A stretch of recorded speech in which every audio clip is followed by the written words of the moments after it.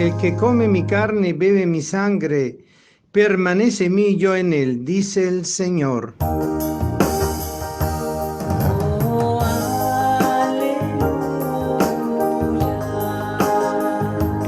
Oh, aleluya. Oh,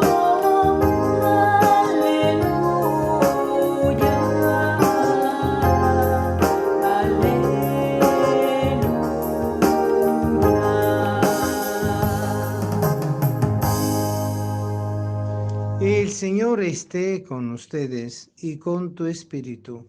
Lectura del Santo Evangelio según San Juan. Gloria a ti, Señor. En aquel tiempo, los judíos se pusieron a discutir entre sí. ¿Cómo puede éste darnos a comer su carne? Jesús le dijo, yo les aseguro, si no comen la carne del Hijo del Hombre, no beben su sangre, no podrán tener vida en ustedes. El que come mi carne y bebe mi sangre tiene vida eterna, y yo lo resucitaré el último día. Mi carne es verdadera comida y mi sangre verdadera bebida. El que come mi carne, bebe mi sangre, permanece en mí y yo en él.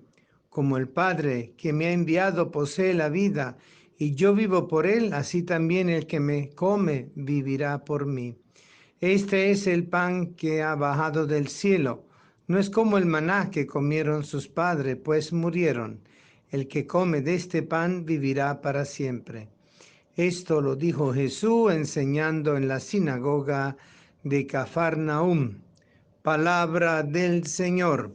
Gloria a ti, Señor Jesús. Estamos llamados a creer que de verdad Jesús está presente en el Santísimo Sacramento del altar y que la institución en la última cena de la Eucaristía es la realización plena de este sacrificio incruento, pero que figura y que realiza plenamente el sacrificio cruento de la cruz. Recordemos a Abraham. Yahvé lo llama a sacrificar su propio hijo, el único, el que había deseado por tanto tiempo y que el Señor le había regalado, para que Abraham experimentara lo que Dios mismo experimenta en entregarnos a nosotros su propio hijo para nuestra salvación. Y después entonces le para la mano cuando ya ve que Abraham está dispuesto a hacerlo levantando el cuchillo y le indica tomar un animal cerca, un macho cabrío que se encontraba, un carnero que se encontraba ahí cerca para que lo sacrificara en el lugar de su propio hijo.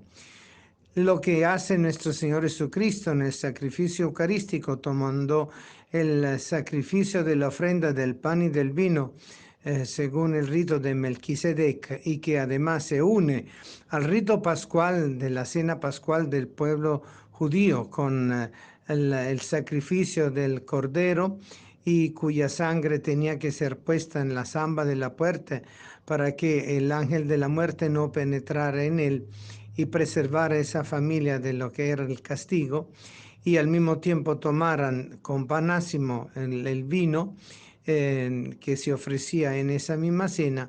El Señor viene justamente a trasladar y a realizarse en la transformación del pan y del vino, pan de trigo y vino de uva, para que se transformen en cuerpo y sangre de Él mismo, un sacrificio incruento, un sacrificio de comunión, porque nosotros sabemos que en el Antiguo Testamento están descritos varios tipos de sacrificio. El sacrificio de comunión es el sacrificio que es para la expiación del pueblo de Israel por sus culpas y sus pecados, y porque el Señor con eso toma sobre el siervo doliente la carga completa de todos nuestros sufrimientos. Por eso Jesús se atreve a decir lo impensable: el que no coma de mi carne, no beba de mi sangre, no se va a salvar. El que coma de mi carne y beba de mi sangre se salvará. Obviamente estaban prohibidos todos los sacrificios humanos y los canibalismos, y obviamente para los judíos esa expresión tenía un significado horrendo si no se entendía la intención mesiánica que Jesús le estaba dando. Él es el Hijo de Dios, el que dispone de su propia vida, de su propia muerte y que se entrega a la voluntad del Padre, así como lo realizó Abraham con Isaac. Y ahí donde nosotros entendemos ese llamado que hace Juan el Bautista cuando dice, he allí el Cordero de Dios. He allí el Cordero de Dios, aquel que va a ser sacrificado, porque él mismo se presentará en sacrificio. Y él es el buen pastor, es decir, él es el sacerdote de su propio sacrificio. Y él es el que asume plenamente el altar de la cruz para poder vivir y entregarse en la plenitud del amor, en la consumación de toda la justicia divina, que de esa forma asume la muerte y el sacrificio del Hijo para que el Padre quede totalmente satisfecho de ese amor de Hijo que viene a morir por todos nosotros. No porque el Padre gozara de la muerte del Hijo, sería algo desnaturado, sería un Dios terrible, ¿verdad? No, todo lo contrario, porque Él sabe que Él mismo se está sacrificando, porque su propio Hijo es Él mismo, Dios es unitrino, Padre, Hijo y Espíritu Santo, y por lo tanto es el mismo Padre que se autosacrifica a sí mismo a través del sacrificio de su propio Hijo, y es el mismo Espíritu Santo que nos presenta esa acción redentiva del sacrificio eucarístico para que se transformen el pan y el vino en cuerpo y sangre de Cristo. Oh, misterio inexplicable que los judíos desde afuera no podían comprender si no hubieran tenido esa venda que ellos tenían de la antigua ley, del cumplimiento de la alianza y la antigua Pascua, y pudieron haber comprendido qué es lo que el Señor quería transmitirle. Y eso es justamente el camino de la conversión. Nuestra conversión es eucarística. Nuestra conversión es porque recibimos esa gracia de reconocer en el pan y en el vino consagrado el cuerpo y la sangre de Cristo.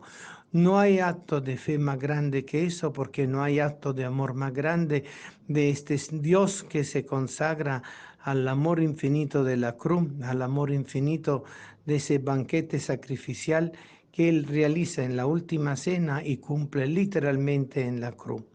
Ese es el misterio al cual todos nosotros estamos invitados a participar, y aquel que no lo entiende o no lo asume no participa de él, porque Dios no puede invitar a nadie si no quieren entrar en la fiesta de la boda del Cordero con la esposa engalanada.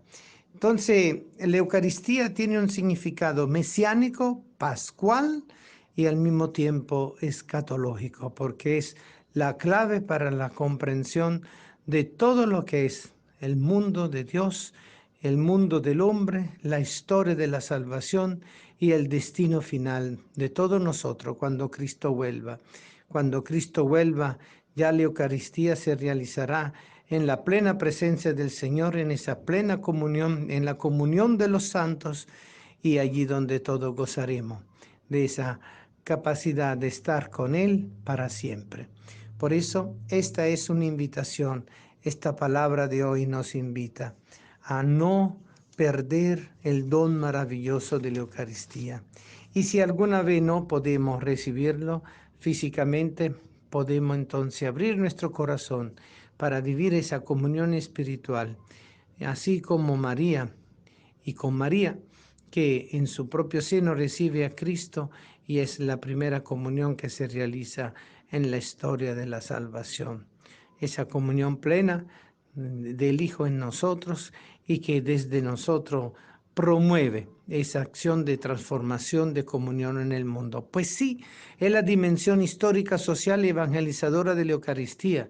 Si nosotros queremos cambiar el mundo, es a través de la fuerza eucarística, donde aprendemos a darlo todo por todo, sacrificar todo y tener siempre esa generosidad pronta y alegre que el Señor tuvo hasta el momento de la cruz, y que después lo mostró en la belleza radiante de su santa resurrección. Queridos hermanos, no perdamos el don pascual de la Eucaristía, no perdamos el don de la Eucaristía como fuerza de nuestro presente y de nuestro futuro, porque solo en ella alberga la esperanza de todos nosotros, y así todos seremos transformados en Cristo y Cristo en nosotros. Amén.